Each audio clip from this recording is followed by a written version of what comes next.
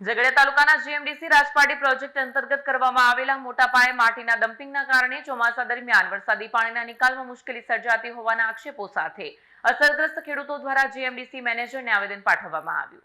ઝઘડિયા તાલુકા GMDC રાજપાટી project અંતર્ગત મોટા પાયે માટી ડમ્પિંગ કરાતા વરસાદી પાણીના નિકાલમાં અવરોધ સર્જાયો હોવાના આક્ષેપો ખેડૂતો દ્વારા કરાયા છે।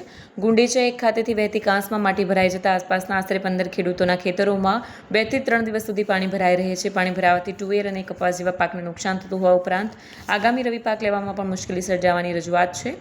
તાલુકા પંચાયત સભ્ય રોશન સિંધી, જિલ્લા પંચાયત સભ્ય નર્મદા વસાવા સહિત આગેવાનો અને અસરગ્રસ્ત ખેડૂતોએ જીએમડીસી મેનેજરને આવેદન આપી કાંસનું વહેણ તાત્કાલિક ખુલ્લું કરવા, પાક નુકસાનનું યોગ્ય વળતર આપવા અને ભવિષ્યમાં સમસ્યા ન સર્જાય તેવી કાયમી વ્યવસ્થા કરવાની માંગ કરી।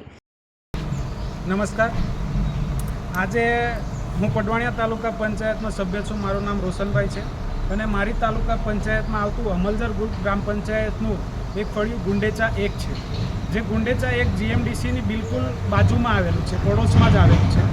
અહીંયાથી જીએમડીસીને જે આગળ મોટા મોટા ડમ્પો છે, એ ડમ્પોને લઈને જે આગળ પાણી રોકાય છે ગામમાં, એ પાણીની સમસ્યાને લઈને ગામના ખેડૂતોએ અમને રજૂઆત કરી હતી કે ભાઈ અમારી સમસ્યા છે, પાણી 24 કલાક સુધી રોકાય છે, ખેતીમાં કોઈ ખેતી થતી નથી, ચોમાસા અને શિયાળાનું બધી જ ખેતી થતી નથી, કેમ કે પાણી રોકાઈ રહે એટલે ખેતી થતી નથી।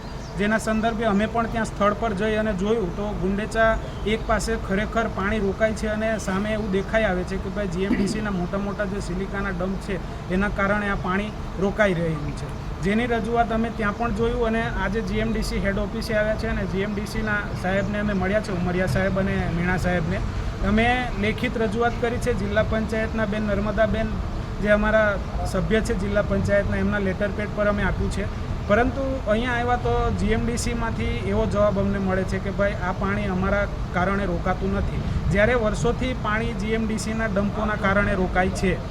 જીએમડીસી અગાઉ વળતર આપતી હતી જે તે ખેડૂતોને, જે તે ખેડૂતના ખેતરમાં પાણી રોકાતું હતું એમને વળતર આપતી હતી। હવે જીએમડીસી જેમ કોલસો બંધ થઈ ગયો એમ જીએમડીસી કોલસો ખોદીને હાથ અદ્ધર કરી રહી છે।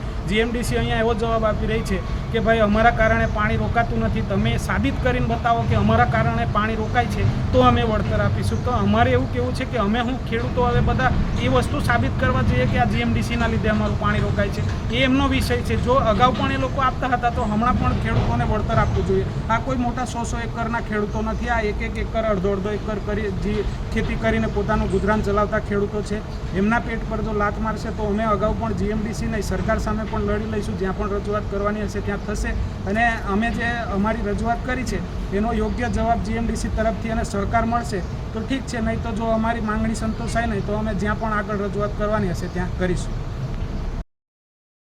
નમસ્કાર, આજે અમે આ જીએમડીસી ઓફિસની મુલાકાતે આવ્યા હતા। નજીકનું ગામ છે ગુંડેચા 1, એ જીએમડીસીના અસરગ્રસ્તમાં ગામ આવે છે।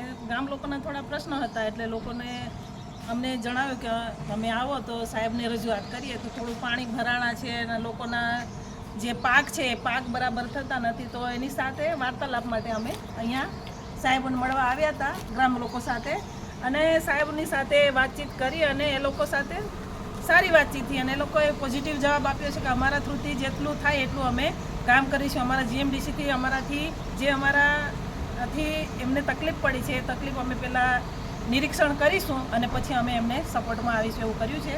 તો એમને બધાનો અમે ખૂબ આભાર માની છે। ધન્યવાદ। વિડીયો જર્નાલિસ્ટ પ્રકાશ ચૌહાણ સાથે સત્યા ટીવી ન્યૂઝ, ઝઘડિયા।